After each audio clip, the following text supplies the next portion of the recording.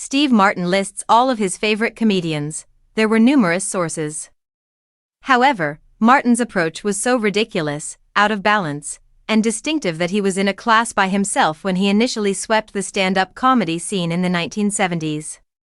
Amazingly, he was one of the first real rock stars of comedy, selling out stadiums years in advance because to his cerebral approach, which was at once philosophical, self-referential, and simply ridiculous. It goes without saying that Martin's comedic style wasn't developed and refined overnight. Martin, like other comedians, drew inspiration from a variety of sources throughout his upbringing before interpreting it all through the prism of his own wild and crazy guy image. However, which comic titans first dismissed a young Martin's synapses, and what aspects of their performances did he incorporate into his own? Martin claims that when his family bought their first television in the early 1950s, he was initially influenced by humor. Before that TV became a commonplace item in their home, the 1945-born youngster had never even watched a movie.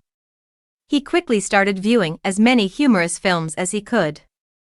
The young man quickly found himself giggling uncontrollably at the Little Rascals before meeting Laurel and Hardy, who left a profound influence.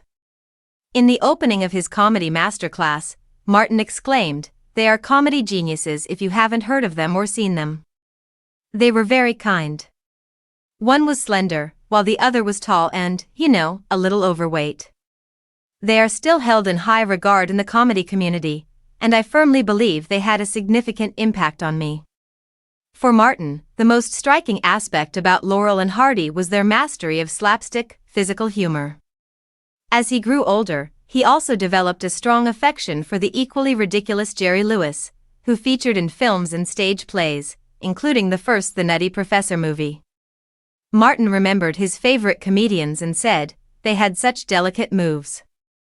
Some, like Oliver Hardy, were very subtle, while others, like Jerry Lewis, were just lavish. I believe I used both of those approaches.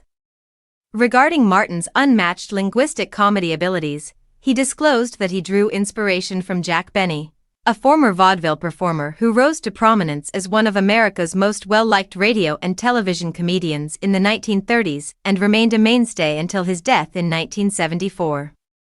The Martin family would drive from Texas to California while listening to Benny's stingy, conceited, and self-deprecating act on the radio.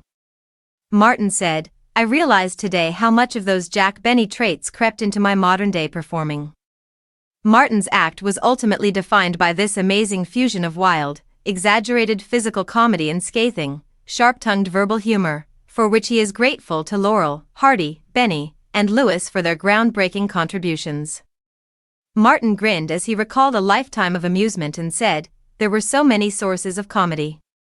And because of what these people did, whether directly or indirectly, I developed a love for comedy and entertaining others."